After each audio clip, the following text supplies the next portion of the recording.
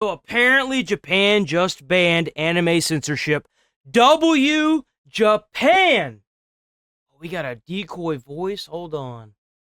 I'll watch that next. In case you're Oh, I love decoy voice. Japan, there's been a lot of censorship that's been happening. I think is that there's been censorship that's been A lot of this has been caused from the Visa and MasterCards. And a lot of gamers have been blowing up Visa and MasterCard for the most part. Been blowing their phone call centers up like crazy. So it's a good thing that this is finally changing. And obviously, you know, this has gone on now for probably like at least 5 years, but you're starting to see Japanese people starting to become cognizant of it, seeing their media change as a result of it trying to appeal to overseas viewers or more likely overseas Twitter users, etc. And so finally, it looks like Japan is banning that type of censorship. So I'm very, very glad to see this, and I think everybody should be. No, I do not want some annoying Karen on social media telling me what anime I'm allowed to watch. Absolutely fucking not. At long last, I can be the bearer of good news instead of bad news. Imagine like, that. Oh my goodness, man. It's been too long. I'm always delivering bad news after bad news after bad news. But here we go. We actually got something I could talk about that, you know, will bring people a smile. Bro is an anime supporter. Look at all that anime backdrop, bro. Okay, let's see it. No interference in creative works. Japanese government proposes new policy for anime and game expansion. Hey! No policy. And games. And games. Let's for go! Game expansion in the West. Thank God. No interference in creative works. It's so obvious. It's so reasonable. It's crazy that Japan understands this. But for some odd reason, the West can't. It's insanity. Thank fucking God. And I think that's the Freerun Starforge PC, too.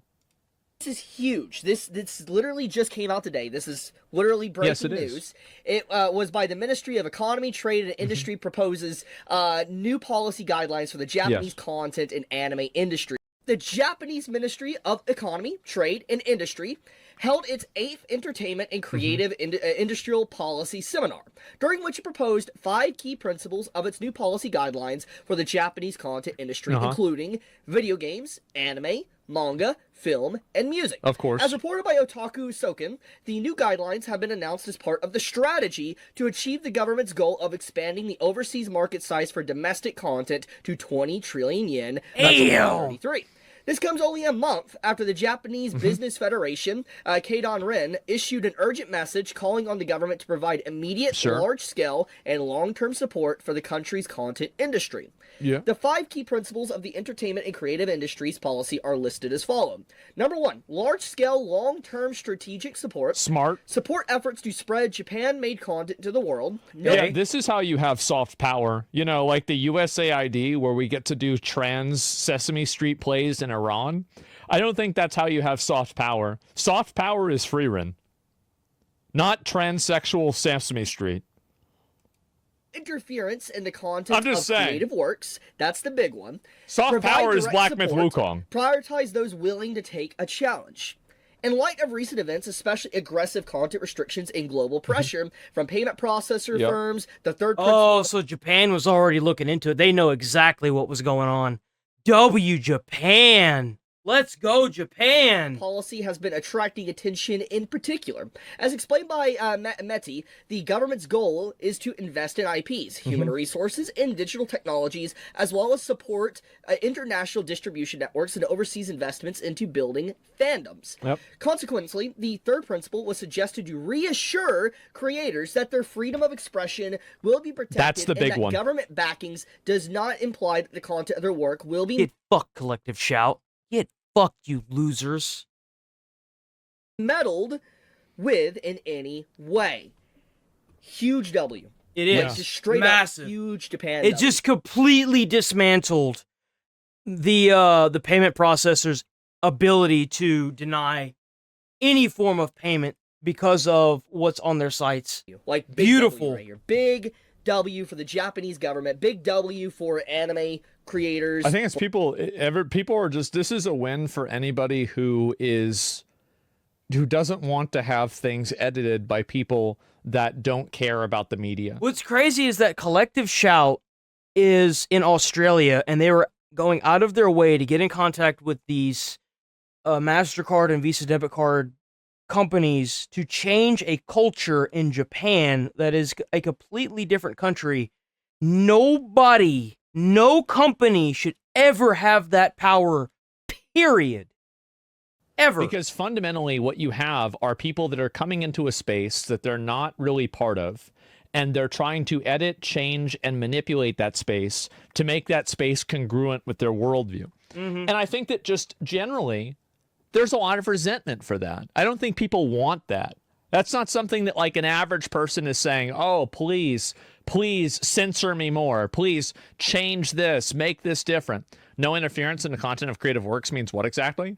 It means that in the process, I'm assuming, and in the process of localizing things like this in Japan over to the United States, that you're not going to have, censorship of certain topics or certain types of sexuality, for example.